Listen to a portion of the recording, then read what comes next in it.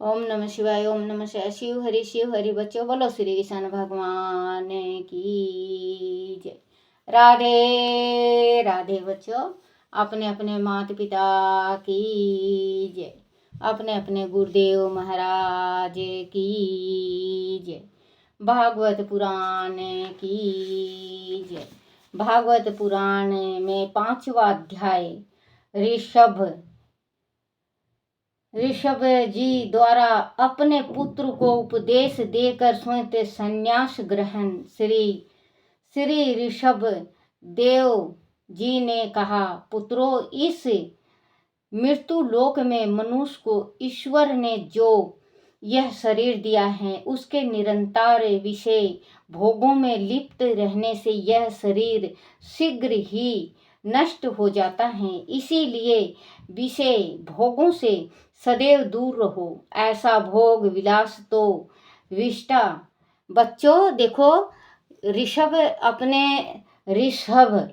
अपने पुत्रों को शिक्षा दे रहे हैं कि ये शरीर भगवान ने बनाया है, तो ये शरीर को हमें ज्यादा भोग विलास में नहीं रखना चाहिए, नष्ट हो जाता है। इसीलिए विषय भोगों से सदैव दूर रहो। ऐसा भोग विलास तो विष्ठा खाने वाले सूअर और कुत्ते भी किया करते हैं।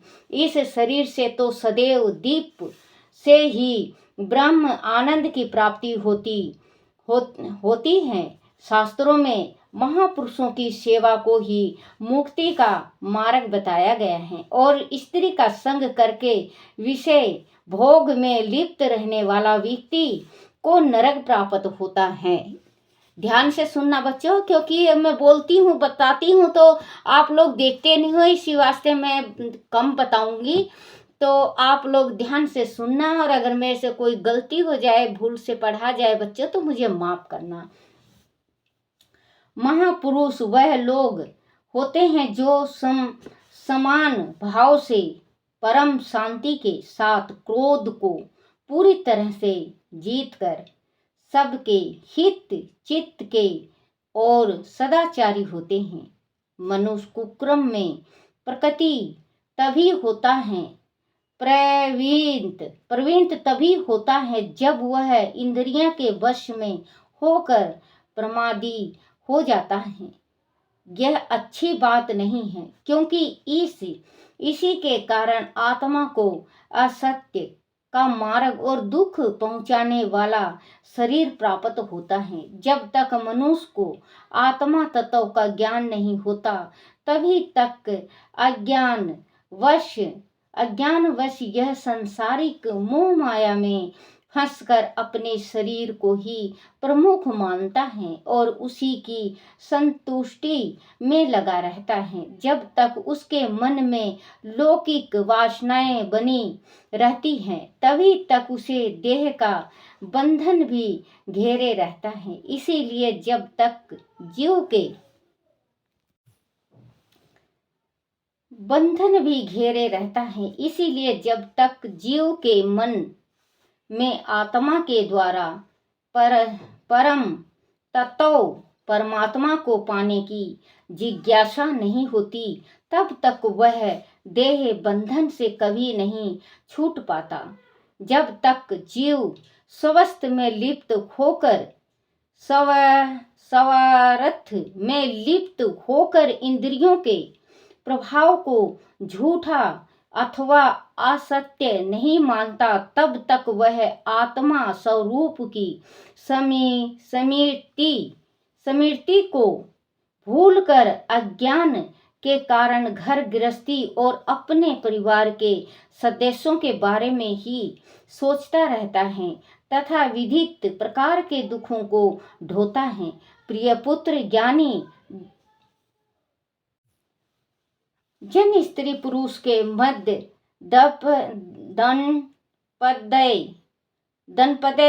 दंपत्य भाव को ही स्थूल ग्रंथि मानते हैं। एक दूसरे के प्रति शरीर मोह ही उन्हें इस संसार के बंधनों से मुक्त नहीं होने देता। वह उसे मैं और मेरेपन की भावना से बांधे रखता है, परंतु जिस समय कर्म वासनाओं से विरक्त होने लगती है तभी उसे यह दाम्पत्य मोह भी अत्यंत असतय लगने लगता है। तब वह इस अहंकार को कि यह मेरा है छोड़कर सभी सांसारिक बंधनों से मुक्त होने के लिए छटपटाने लगता है और आत्मा स्वरूप के साथ धनपद स्थापित करके परम पद पाने का प्रयास करता है। जो व्यक्ति इस संसार सागर से पार होकर भगवान श्री हरि के लोक में जाने का इच्छुक है, उसे धैर्य, उद्यम और सात्विक गुणों के साथ आत्मा और परमात्मा के योग को जानना चाहिए। जो लोग श्री हरि में पूर्ण भक्ति भाव रखते हैं, सदा उनका स्मरण करते हैं, तृष्णाओं का त्याग करते हैं, दुख सुख में समान भाव रखते हैं, सभी प्रकार के द्वंद्वों से बंधे रहते हैं, उन्हें निश्चय ही आवागमन के चक्र से मुक्ति मिलती है। किंतु जो ऐसा नहीं करते वह निश्चित रूप से विविध योनियों में पड़कर दारुण दुख सहते हैं। इस संसार में जो जन्म लेकर आते हैं उन्हें कर्म तो करने ही पड़ते हैं, परंतु कर्म वही श्रेष्ठ है जो प्रभु श्री हरि को समर्पण भाव से किया जाए। कथाएं वही उत्तम है जो श्री हरि की लीलाओं का गुणगान करती हो। उनके श्रवण से प्रभु में भक्ति का और उनके चरण कमलों में समर्पित होने का भाव जागृत होते हों, वह भाव ही भव सागर से पार ले जाने वाला है। वह शरीर मेरा अपना नहीं है, वह घर भी मेरा अपना नहीं है, यह परिजन भी मेरे अपने नहीं हैं, इच्छा भी मेरी अपनी नहीं है। जो सुख भी आंखों से दिखाई देता है वह सब उसी परमात्मा की माया का प्रतिरूप है। ऐसा मानकर जो जीव संसार में रहकर भी संसार से विलग रहता है, उसे श्री हरि अपने धाम ले जाने में विलंब नहीं लगाते। उसे जीवन मृत्यु के भाव से मुक्ति मिल जाती है। सत्पुरुषों के वचनों में यथार्थ बुद्धि रखने से, पूर्ण बाल ब्रह्मचार्य का पालन करने से, कर्तव्य पालन में निरंतर सावधान रहने से, वाणी के संयम से, सर्वत्र परमात्मा की ही सत्ता को देखने से, अनुभव और योग साधना से, अपने अहंकार को प्रभु में लीन कर देने से परम पद की प्राप्ति होती है। मनुष्य को चाहिए कि अज्ञान से प्राप्त इस हृदय ग्रंथि को सत्य ज्ञान के चाकू से काट दे, क्योंकि भौतिक कर्मों का उद्गमन यहीं से होता है। साधना के द्वारा और निष्काम भक्ति के द्वारा इस ग्रंथ को खोल कर फेंक होता है। साधना के द्वारा और निष्काम भक्ति के द्वारा इस ग्रंथि को खोल कर फेंका जा सकता है। बच्चों, ये कह रहे हैं कि देखो कि जो कहते हैं ना कि मेरा है, घर मेरा है, परिवार मेरा है, बच्चे मेरे हैं, सारा चीज मेरा है, लेकिन बच्चे कुछ भी हमारा नहीं है, क्योंकि हम कुछ ले ही के नहीं आए थे। इस संसार में जब हम आए थे तो कुछ भी नहीं हम लेकर आए थे, बिल्कुल खाली आए थे। यहाँ पे आप सुख भोगो लेकिन भगवान को अर्पण कर दो। जैसे आपने नया मकान ले लिया, आपने ये कह दिया, हे मेरे विष्णु भगवान, हे मेरे शिव हरि, ये आपको अर्पण, ये आपका मकान है, मेरा नहीं है। और कोई पूछता भी है क्या, बहुत सुंदर मकान बनाए हैं आपने, भगवान का मकान है, मेरा नहीं है। ऐसे बोलने से देखो बच्चों, रहते तो हम ही हैं। हमारा मुंह नहीं घिसेगा बोलने से, लेकिन ये भगवान को अर्पण हो जाता है। इससे हम जो सुख बरतते हैं उसका हमें पाप नहीं पड़ता। जैसे संतान होता है, संतान को कहते हैं हाँ मेरे 4 बेटे हैं, मेरे 5 बेटे हैं, मेरे 2 बेटे हैं, मेरे 1 बेटा है, मेरी 1 बेटी है, कहते हैं ना कि मेरा, वो भी भगवान का है, परमात्मा ने दिया है। हमने ले लिया भगवान की इच्छा, परमात्मा ने दिया है। तो ये बोलने से भगवान को अर्पण हो जाता है हर एक चीज। हे परमात्मा, ये मेरी काया माया धन दौलत जो कुछ भी है सब आपको अर्पण। मैंने भी सारी कुछ माँ भगवती को अर्पण कर रखा बच्चों। जहाँ पे मैं रहती हूँ, लेटती बैठती हूँ, कोई भी कहीं से भी आएगा बच्चों तो यही कहते हैं कहाँ है आपकी मम्मी, तो यही कहते हैं कि माता के कमरे में, माता वाले घर में, माता वाले घर में। हम अपने बच्चों को भी यही शिक्षा दे रखे हैं कि ये माता का घर है। तो बच्चों ये कहने से कोई हमारा मुंह घिसता नहीं है।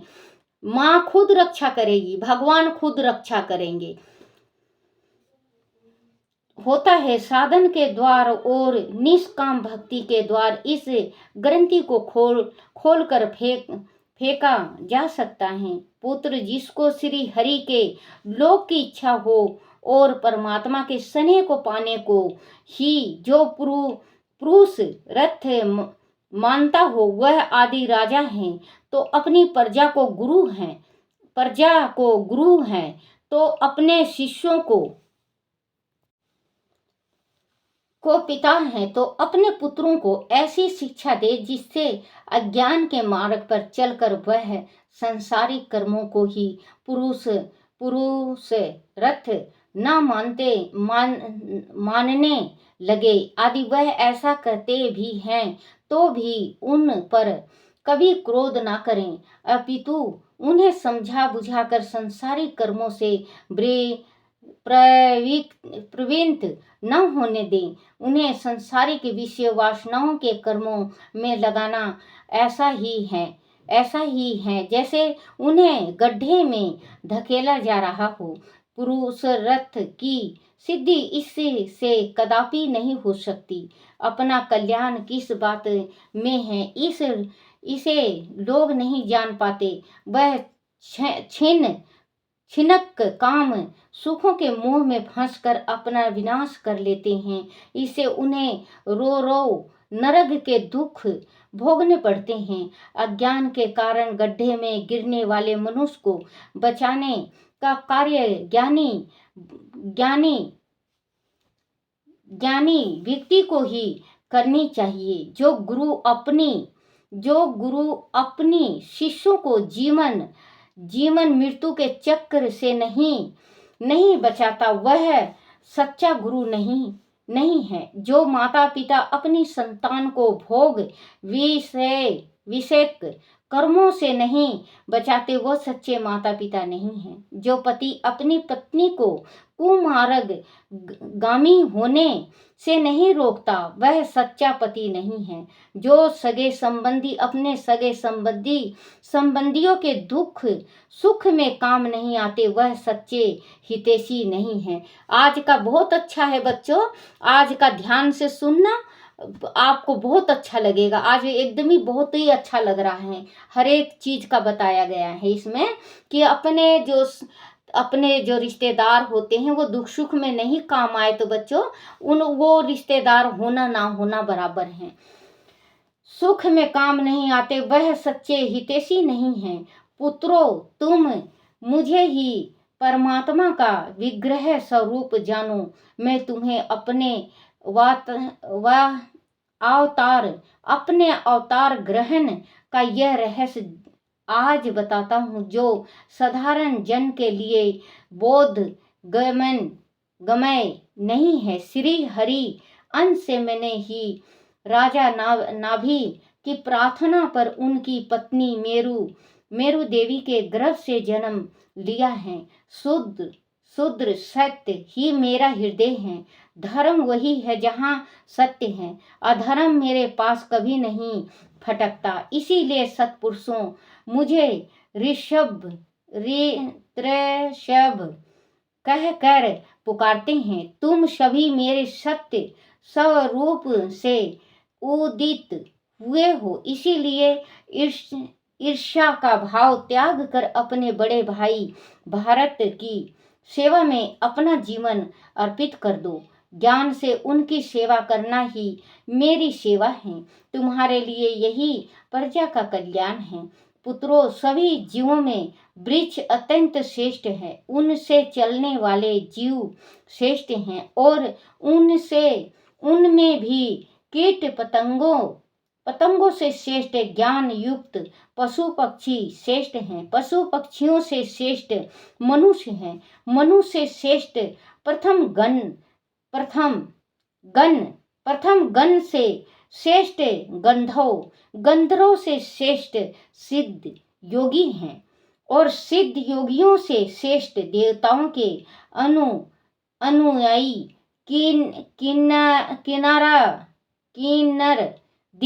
किन्नर दी हैं। उनसे असुरों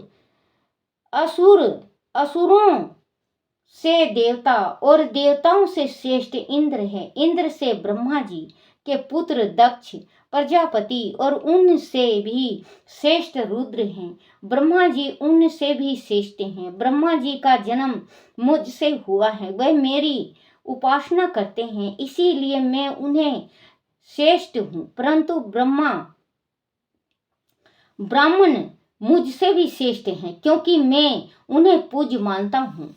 श्री ऋषभ देव जी ने पुत्रों से ऐसा कहकर सभा में उपस्थित महर्षियों की ओर देखा और कहा, विप्रगण, दूसरे किसी प्राणी को मैं ब्राह्मणों के समान नहीं मानता। लोग श्रद्धा पूर्वक ब्राह्मणों के यज्ञ रूपी मुख में अन्न की जो आहुति डालते हैं, उसे मैं बड़ी प्रसन्नता से ग्रहण करता हूँ। जिन लोगों ने इस लोक में वेदों के अध्ययन से मेरी पुरातन मूर्ति को अपने हृदय में धारण कर रखा है, और जो परम पवित्र सत्य, शांति, शक्ति, दया, तप, सहनशीलता और ज्ञान आदि गुणों से संपन्न ब्राह्मण है, उसे उनसे बड़ा और कौन हो सकता है। मैं ब्राह्मण से श्रेष्ठ और अनंत हूँ, और स्वर्ग तथा मोक्ष देने की समर्थ रखता हूँ। परंतु मेरे निष्पुह भक्त तो ऐसे हैं जो मुझसे कभी कुछ नहीं मांगते। उन्हें राजयोग के ऐश्वर्य की जरा भी चाह नहीं होती। अंत आप सभी संपूर्ण चराचर जीव को मेरा ही अंश समझकर शुद्ध बुद्धि से उनकी नित्य सेवा करें, उनसे प्रेम करें, और उनके कल्याण का मार्ग प्रशस्त करें। यही मेरी सच्ची पूजा है। इसके बिना मनुष्य अपने आप को सांसारिक बंधनों से मुक्त नहीं करा सकता। राजा, इस प्रकार ऋषभ देव जी ने अपने पुत्रों को वेदांती ब्राह्मणों की सभा में उपदेश देते हुए अपने ब्रह्म रूप का परिचय दिया। ऋषभ देव जी के पुत्र यद्यपि सभी में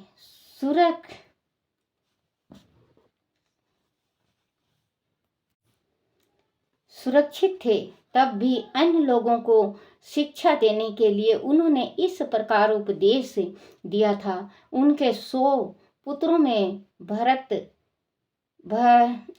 जी सबसे बड़े थे। वह भगवान के परम भक्त थे। पृथ्वी का शासन करने के लिए ऋषभ देव जी ने उन्हें राज सिंहासन पर बिठाया था। उनके बाद वह स्वयं जीवन से विरक्त होकर घर से निकल पड़े। उन्होंने अपने सारे वस्त्र भी घर ही छोड़ दिए और वह दिगंबर रूप में सन्यासी बन गए।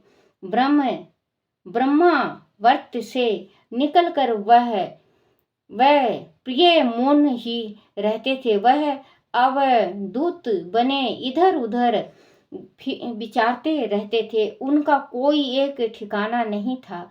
कभी गांव में तो कभी नगरों में, कभी विहाड़ वनों में तो कभी अहीरों की बस्ती में, कभी पहाड़ों पर तो कभी समुद्र तट पर।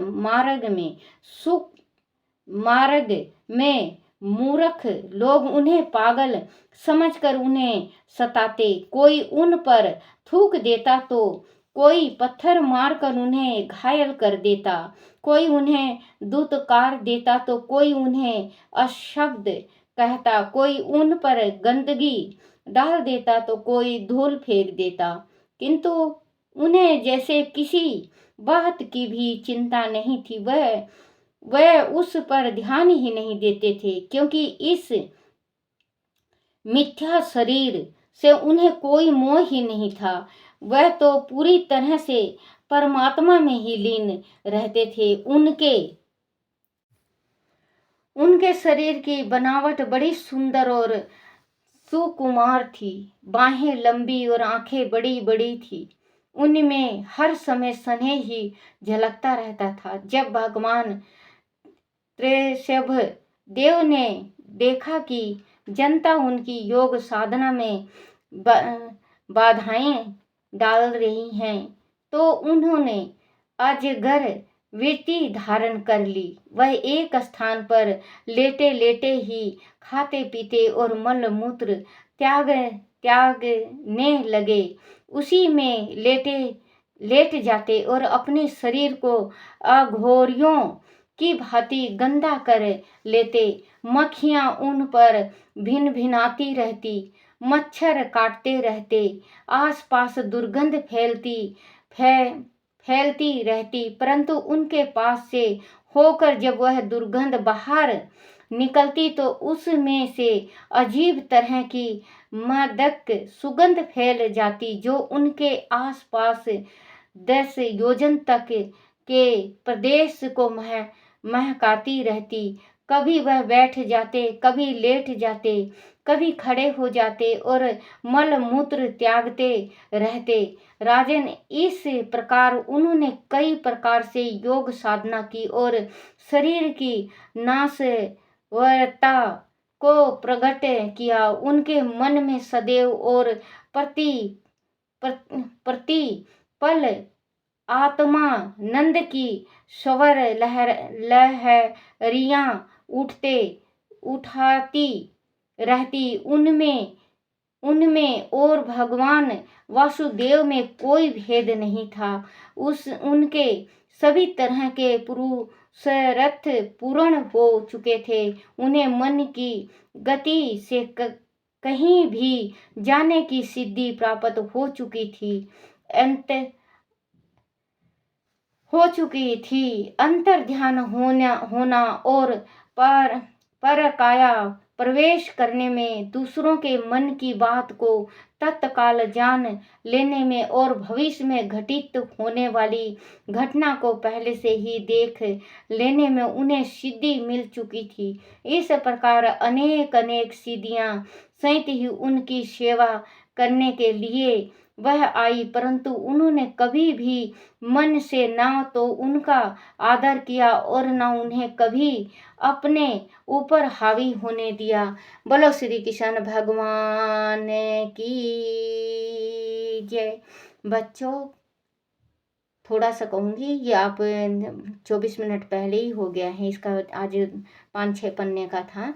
तो बच्चों, थोड़ा सा कहना चाहूँगी, जैसे कोई तप कर रहा है बच्चों, या कोई कैसे भी तप कर रहा है, उसकी आप कभी खिल्ली मत उड़ाना और कभी आप उसको तकलीफ मत देना, क्योंकि मालूम नहीं